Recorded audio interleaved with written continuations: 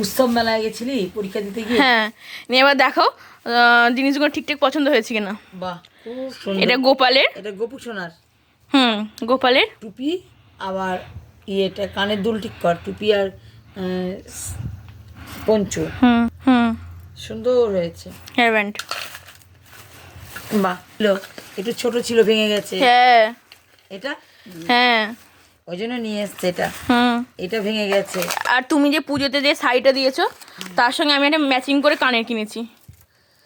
বাহ, ভালো হয়েছে। এই কালারই তো দিয়েছি নিচেরটা, তো এই একটা কানের কিনেছি। কানেরটা দেখো হাতে, এই যে। তোমরা কমেন্ট করে জানিও আমার কানেরটা কেমন হয়েছে। দাঁড়াও একটু দেখাই।